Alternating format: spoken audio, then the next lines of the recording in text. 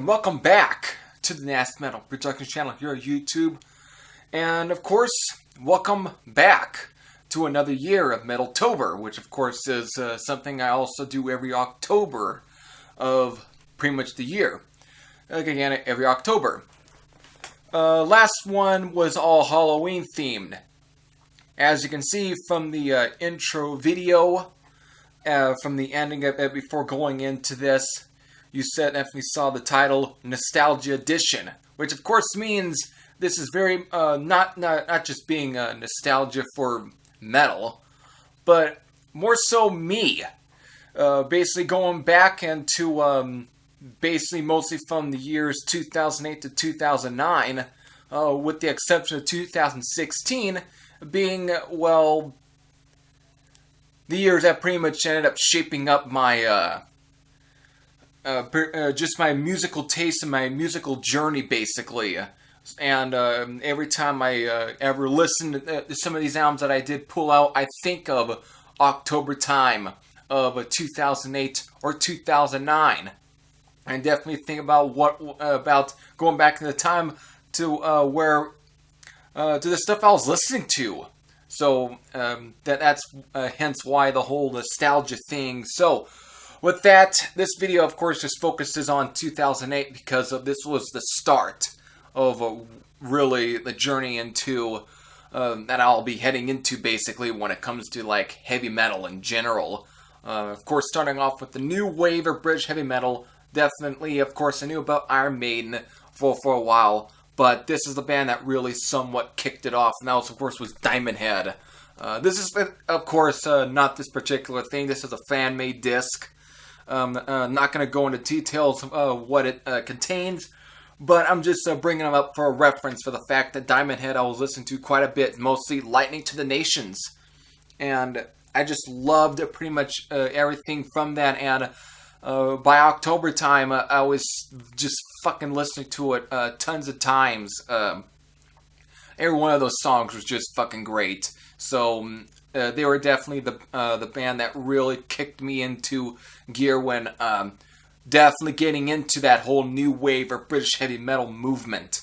That definitely came with bands like Tigers of Pantang, and Raven, and Saxon, and, really early Def Leppard, and Samson, and so on. So Diamond Head was the first band there, definitely. Next up, of course, around this time, I definitely got into this album, and I do remember around this time as well, I was listening to this album as well. Of course, was The Mob Rules from Black Sabbath. Of course, I was given burned copies mostly of like Heaven and Hell and Master of Reality. Some of the albums that I didn't really necessarily have at the time, and of course, another one being like Headless Cross, and so on. But then I did obtain an actual copy around that time. And from there into October, I was definitely listening to the sound quite a bit. And this is just still a great fucking record. And re-listening to it, of course, when doing these, I did re-listen to some of these albums. And whether or not some of them still hold up, it still is very, very cool. This album, though, when I did listen to it back then, I liked it. But to be quite honest, I think I kind of liked Heaven and Hell more than I liked this one at that time. But now, since not listening to Heaven and Hell very much and listening to this one the most, I actually come to really like this one even more than Heaven and Hell. There's really some great tracks on here. Turn Up the Night, Voodoo, The Sign of the Southern Cross, which is a great fucking track. E5150 basically translates to evil. Clever. But it's a great freaking instrumental with very ambient noises and such. And it's great. And of course, it serves as the intro into The Mob Rules. A fucking killer track. And definitely one of the first of the...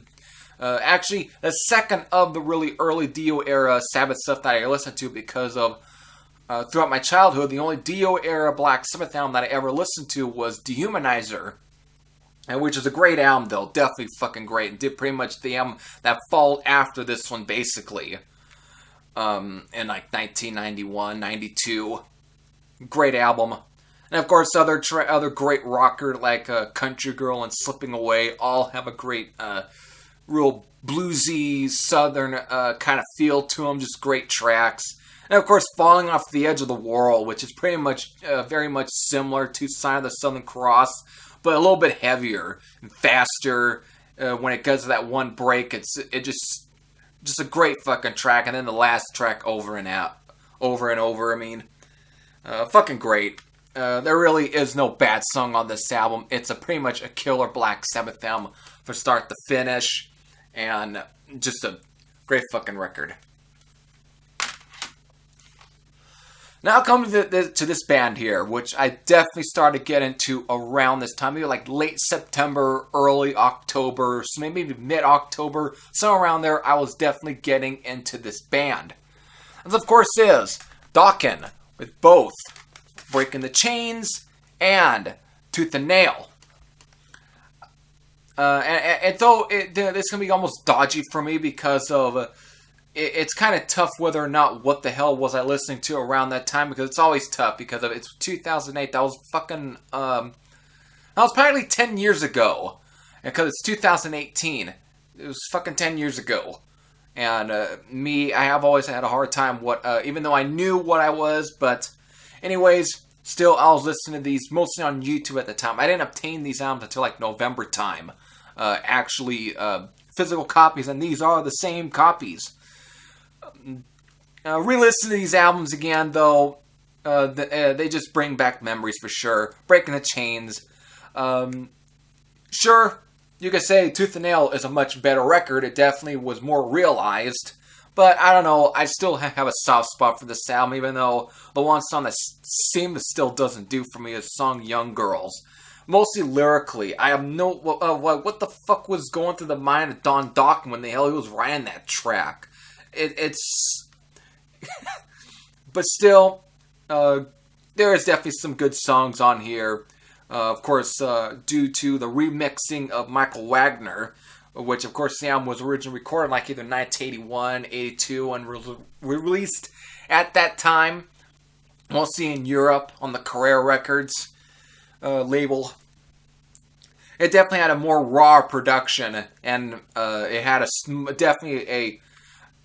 You know what, I really kind of want to bring this up. What is considered to be a live version on this one, I swear sounds like a fucking studio version.